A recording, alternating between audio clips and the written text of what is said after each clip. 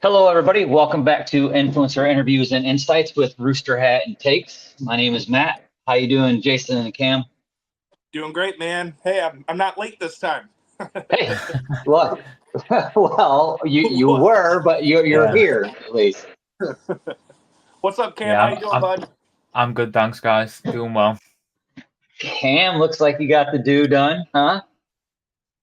Wait, what? I got what? What? What? What? I know your UK, your haircut. You got your Oh, haircut. yes, I did get my Got a hair fresh cut. cut? Yes, yeah, at the weekend, finally got How, it how cut. much? How much does a cut over there cost, Cam? About £10, so I think that's like $15. Cheaper than here. I'll tell you that much. Yeah, Yeah, Even, yeah, absolutely. going to Great Clips nowadays costs $20 for myself and 18 for my kid, and wow. it's brutal. So, but I'm gonna have to go Jason style, That's right. You just get it, and Yeah, road buzz it right off. spend about So $30 a year. I know it's perfect, right? Can't beat it. Um, that's awesome. So hope everyone had a good weekend. A big week coming up, and I know in about 2 weeks we have a bigger week with SummerSlam. There's some matches that I'm excited to watch, and I know you guys are also. But today we have a very special guest that's coming on. He's a huge part of the next level in all things wrestling platform. Uh, Him and his team, they do a great job of creating content for us, always posting, always a pleasure to listen to their takes on wrestling and everything like that.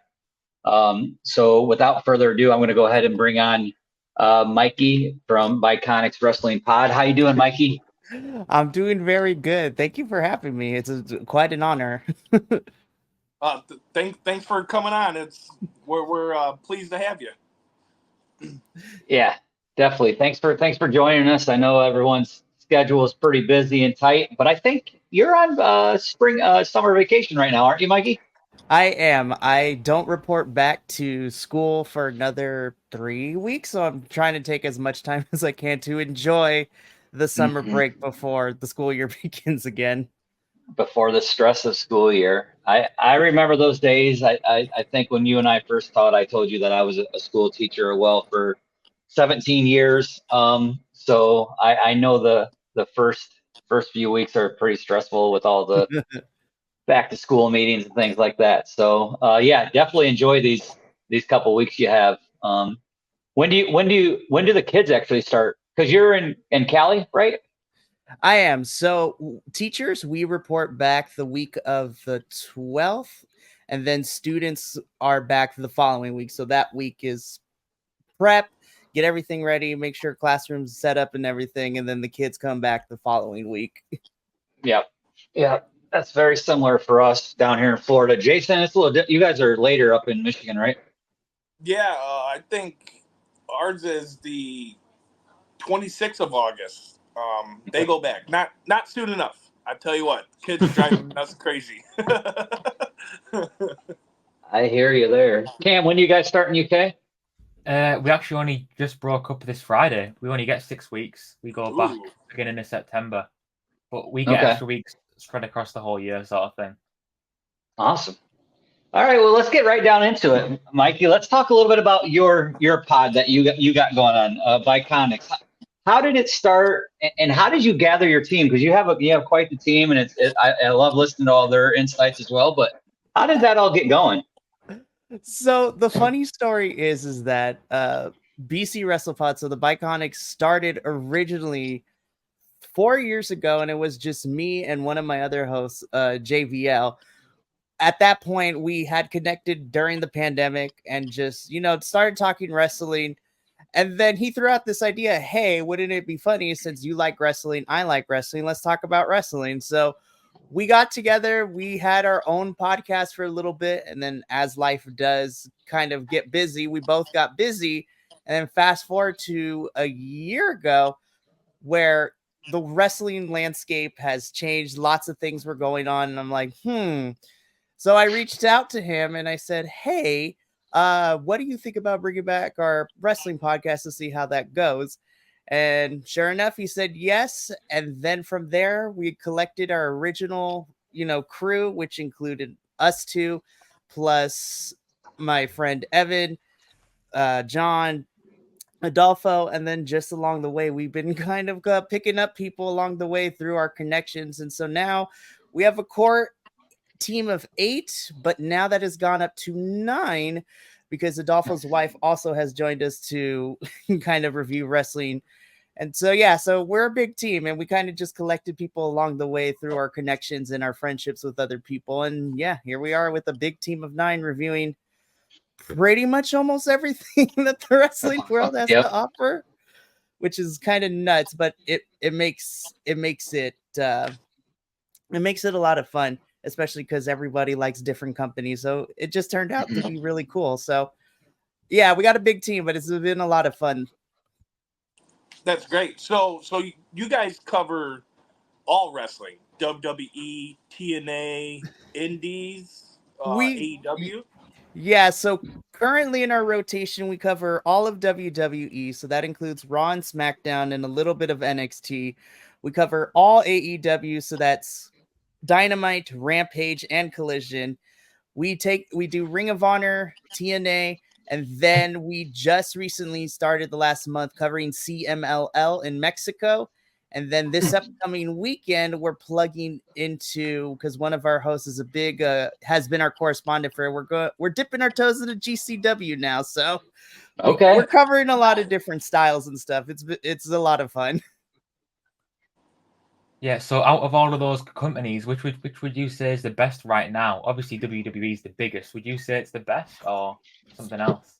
Ooh, that one's tough because each company brings something different. I think for me personally, if I were to look and combine both talent, stories, roster, even though it's small, I have to say I think TNA is probably my favorite because it's been the most consistent this year so far and the last year as well. But I will say that WWE has been slowly climbing the ranks because now that we're in this new era and this new regime of who's in charge, we're starting to see changes here and there. And it's been really fun to watch, especially Monday Night Raw with the bits and pieces we're getting. I was like, well, I could tell we're going to Netflix very soon because we're starting to set up these pieces really quickly. Yes, they are. You can see it. It goes little by little. The more Netflix rated, I guess. You can see they're slowly pumping it in to kind of get us there. Especially last night. Yeah. I want to bring up GCW because you said that you're going to start covering GCW. Let's talk about gender a little bit, right? Going there, he doesn't seem happy with the choice of going there. He's made that very clear with some of the things that he sees behind the scenes at GCW. You got any thoughts or opinions on that and how the show's maybe being ran at GCW, or you just maybe don't know what's going on? So from the bit that I can tell too, because I was very surprised to see Jinder make his debut at GCW these past weekend show. I don't know too much about the inner workings. That would probably, and I'm going to ask my correspondent Andrew, one of our hosts who covers GCW, to see that.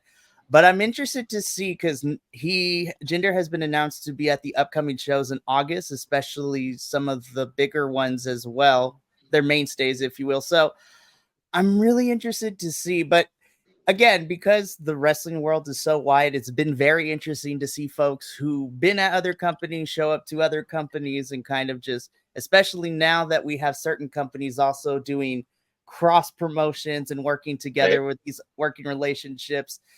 It's been very interesting because 5-7 years ago, that was not a thing that happened. All the promotions kind of kept to themselves.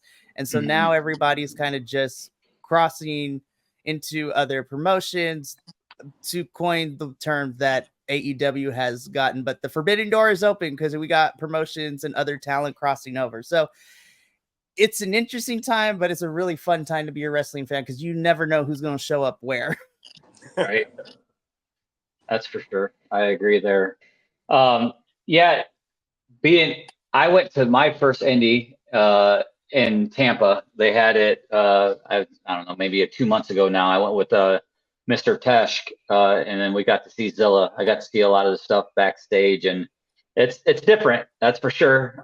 Exciting, but the one guy they do have is Zilla Fatu, which is a huge name in the business. So that's going to be fun to be able to cover that and go down that road. So that's pretty cool. We at Next Level and ATW here that we're working with a lot of we're reaching out to a lot of indie companies. So Mikey, maybe BC Pod may have some more opportunities to work with some other indie companies, because Jason and I have really been talking to some big ones out there, Appalachian, Combat Zone, Wildcat. So there will be some more opportunities potential. So we'll definitely keep you guys in mind when it comes to other shows and promotions moving forward. So that's exciting. You mentioned you really like TNA right now. Well, let's talk about their Slammiversary. How did you enjoy it? Because I thought it was awesome. It was a really good show. I think PCO stole the show, if you ask me. Yeah. That his match was so much fun to watch. One thing that I really love about TNA, and this was something that Ash by Elegance said when we interviewed her a couple months ago. One of the things that TNA does really good is that the wrestlers are allowed to present their ideas for creative control, and that they be like, hey, I have an idea for this character. And then the behind the scenes creative's like, all right, let's figure it out. But as far as the Slammiversary show goes, honestly, it's probably one of my favorite pay-per-views this year. I thought it was a solid show from beginning to end. There wasn't a single match I felt that it was like, why is this here? Oh, this did. I think everything was great. We kind of wrapped up some stories that we've been telling since the rebrand into this TNA from January all the way to where we are now. And I'm excited to see where we go for the remainder of 2024 and into a little bit of 2025, because now we have a new world champion in Nick Nemeth, which is super happy to see. What's going to happen with Moose and his faction, since pretty much Alicia and Masha are the only two to retain their championships of the system, the four Slammiversary. But what I'm really excited to see is now we have a heel Josh Alexander, which we haven't gotten before in TNA. So I'm very excited to see where that goes. And I'm kind of hoping him and Joe Hendry fight, because that's a feud I want to see really, really badly for the remainder of this year. Yeah, that would be good.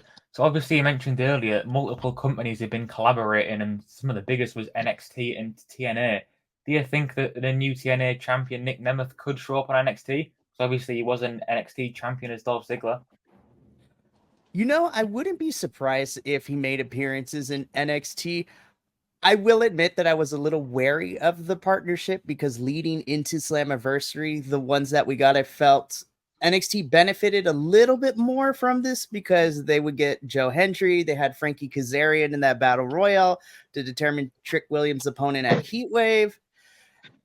But I will say, because of Slammiversary and the crossover we got, I think that 6-man tag at Slammiversary with the Rascals and Wesley teaming up, taking on NXT's No Quarter Catch crew, I think that's the best example of what this, crossover and working relationship does, because I love the main event. I thought it was a lot of fun, but that 6-man tag ended up being my favorite match of the whole entire Slammiversary, because it was a lot of fun. I was surprised by some of the people that stood out from it.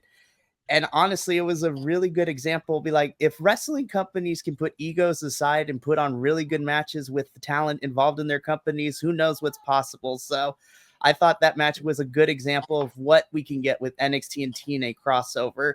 I would love to see Nick come back to NXT. The question is whether he would want to, and that's also kind of the same thing with Ash, who was previously there, or even a Mustafa Ali, who was previously in NXT before coming over to TNA. There's a lot of dream matches with NXT and TNA talent I want to see, so I'm always open for it. Yeah. Shawn Michaels is cooking up something. Absolutely. What I really liked was, you just mentioned it, Josh Alexander heel turn. Having, with Joe Hendry having as much momentum as he has gotten, I think it was a good idea for that to happen and for him to lose to Josh Alexander. I think that was really nicely planned out, and it didn't take anything away from Joe Hendry either. It kind of boosted both of them, which I was really happy to see. Well, do you think Joe Hendry comes to NXT for good? I think that so currently I think Joe Hendry will, because of how popular and over he is with both the TNA and NXT crowd, I wouldn't be surprised if Sean brings him over to be utilized a lot in NXT.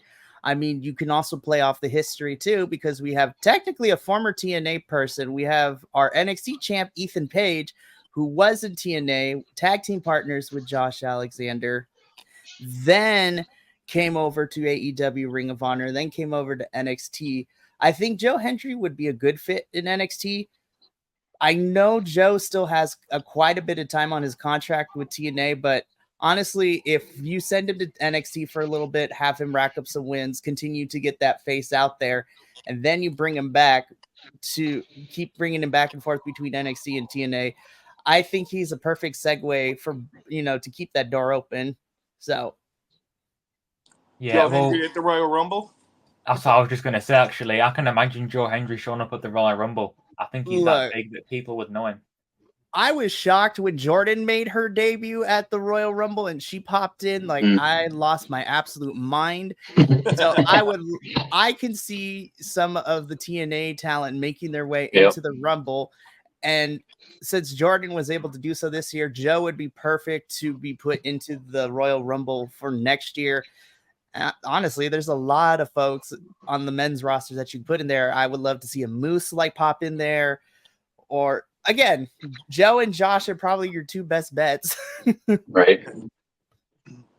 Well, speaking of the Royal Rumble, I know it's early, but who would be your pick to win as of now? Okay. So this one's tough. So if I had to pick on the men's side, who would I love to see with, win the Royal Rumble? I think of everybody that is there, honestly, I would love to see Sami Zayn pull it, because he has been a great mid-card champion, but he is yet to get a moment to hold like one of the world titles in a way. Yeah. So I think Sami would be a good pick for the men. And then as far as the women goes, this one's also tough because everybody has pretty much been a Royal Rumble winner. But you know what? I think that it would be really cool to see. You know what? I'm going to go with Chelsea. I think Chelsea winning Royal Rumble would be fantastic to get her to be able to kind of enter that main title scene. But if I had to take a secondary pick at this point, I would pick Lyra too, because she's been really getting a lot of opportunities. She was at Queen of the Ring and she was in Money in the Bank too. So Triple H trusts Lyra to do these things. So I would love to see Lyra. I don't know at this point, because I need to see how the rest of 2024 pans out. It is a bit soon. I think I would go for Jade Cargill. I think Jade versus Bianca at WrestleMania is going to be a huge match if they do go with it that early. Oh, I absolutely agree. I think Jade versus Bianca probably will happen at WrestleMania. Mm-hmm. I'm also of the mindset, I feel like that is also a good feud, that it doesn't necessarily need a title around it too, which I think would be fantastic. Do you think with the John Cena farewell tour, they have him win the Royal Rumble so he can have his main event at WrestleMania to finally break the record? Ooh, that's a good question. I wouldn't be opposed to Cena winning the Rumble, but the way that I view the Rumble is more so not necessarily like who is your next star who's going to be carrying the company for the next year or so. I mean, granted, last year we had Bayley win it, and she had a very fun feud with Io going into WrestleMania, and then Cody winning it this previous year to set up what ultimately became finishing the story at Mania. I think Cena winning the Rumble would be great, but I don't necessarily think he needs to. But if he does, I think it would be a really fun championship match, whether he chooses to go after the World Heavyweight Championship or the WWE, the World Heavyweight, or even the Undisputed. But even if he doesn't win, what I'm hoping is I think that for Cena's last match, I think he should, his final opponent, I have two people in mind. I think he should either face AJ Styles for his final match, or the rivalry that keeps on giving, him versus Randy Orton, I think would be a fun final match for John Cena's career. There is a couple more I would add to that. I would say CM Punk or The Rock would also be decent people to face against. There's so many good choices in the past. Yeah, so many good choices. All right. Well, we've been talking future state. What about we got in 2 weeks here, less than 2 weeks now, we got SummerSlam coming up. What are you looking forward to SummerSlam? You know, there's a couple of things of SummerSlam that I'm really looking forward to. I'm calling my shot here, but I'm looking forward to finally, hopefully, LA Knight getting a championship run. Beating Logan Paul, taking the United States Championship. I think now is the time to let LA Knight run with a championship title reign. I think it is long overdue. The way that he has quickly gotten himself over since debuting in NXT and coming back from the gimmick that was the Maximel Models thing for a little bit. I am looking forward to that. I'm looking forward to the Punk and Drew match because I think we're going to get a repeat of WrestleMania 19. I might be getting the number wrong, but replicating the Shawn, Undertaker, Brett kind of accidentally getting hit with the chair, which cost the match, I think is. But the one thing I'm looking forward to, I'm looking for Dominic finally picking a side because I'm still he's gonna turn on Rhea, and that is gonna be that's what I'm hoping. I think so too. Yep. I'm hoping. That's what I'm loving this. I'm still loving this whole spot with them, and so I'm hoping that he does turn on Rhea. I like Rhea, don't get me wrong, but the Liv, I'm a big Liv fan too, so I hope that happens for sure. Cam, what are your takes? Is Roman coming back? And if so, I think so. And what? Yeah. But how? What do you think? Give me a prediction of how you think Roman's coming back. And I think we'll know pretty early on whether he is or not, because if Roman doesn't return, I think the main event should be Drew versus Punk, because I think that's a bigger match than Cody versus Solo. But I do think Cody versus Solo will main event. We could get Jimmy Uso return first. That is a very likely scenario, in my opinion. I think the referee goes down in typical Bloodline way. And then Cody's outnumbered 4-1. Randy Orton's injured. Kevin Owens injured. Who's left? Maybe Jimmy comes first. Still not enough. And then Roman Reigns with Paul Heyman by his side, I'm hoping, come and take out the Bloodline. I can't wait to see Paul Heyman back with Roman Reigns. He looks just so disheveled and just beat down. I hated seeing Paul Heyman like that. When you see him come in with Roman Reigns, it's going to be amazing. Yeah. I also think Jacob Fatu's a plant. Ooh, you think so? I think he's working with Roman. And I think they're going to give Hikuleo to Solo. That's my take on it. I don't think he is. I think it'll be Survivor Series. I think it'll be Roman, the Usos, and Sami Zayn against this new Bloodline. Anyway, Mikey, we ask this every single week. Who is on your wrestling Mount Rushmore?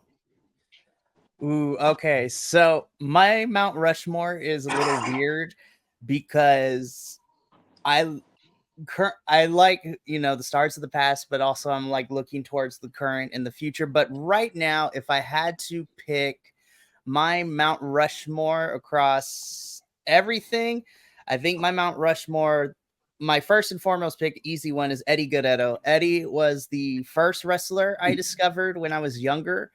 And for me, watching, be like, hey, I kind of look like Eddie Guerrero in terms of like, a Latino wrestler on television every single week. Him and Ray, and then him and Batista, just that whole entire trifecta of those trio. Fantastic. So Eddie Guerrero. I would also put Trish Stratus on my Mount Rushmore because I think Trish, Lita, And even Mickey James, like the women of the early 2000s, did a really good job of setting the groundwork and the precedents for what women's wrestling can be outside of bra and panty matches from what we saw. So, and Trish was a big pioneer at that. So Eddie Guerrero, Trish Stratus, I have to put Speedball Mike Bailey on there as well, because I feel that he never gets talked about as much because he's really good. And then, of course, last but not least, like I got to give it to Will Ospreay. I think Ospreay is a fantastic wrestler. And I am never bored anytime he's in a match. I know some people want him to sell a little more for his opponents, which I totally understand. And then to a certain extent, I agree. But from his work in New Japan and all the work that he put in to get to where he is now is just super fantastic. But yeah, so that's my Mount Rushmore of people for wrestling for me. I don't think we've heard any of those names so far, have we? That's definitely a different take for sure. Yeah, that is. And it just shows you how people view wrestling. And that's what's awesome about wrestling is like, it doesn't matter who you're a fan of, but that's great. It's good. The variety that you have there. Cause none of those names have come up before. And other people's, it's the typical, the Cenas or the Hogans or, those that the icons that most people remember. Right. So, it's really cool to hear that side of it, right? Like how it inspired you, Mikey, as a wrestling fan, and watching their talent come up through the wrestling ranks. So that's cool. Thanks for sharing that. Mikey, we're gonna give you the stage here. If you want to do a little bit of a plug for BC WrestlePod and anything else, go ahead. Sure. If you would like to check out what we do at BC WrestlePod, you could pretty much find us everywhere on the social medias, the YouTubes and the Twitch at BC WrestlePod. What we try to do is that our team of 9, we pretty much cover all the major promotions as well as some of the smaller ones, but we always try to view it through different lenses, whether we're talking about women's wrestling, representation for both, wrestlers of color and as well as LGBTQIA plus, folks in there.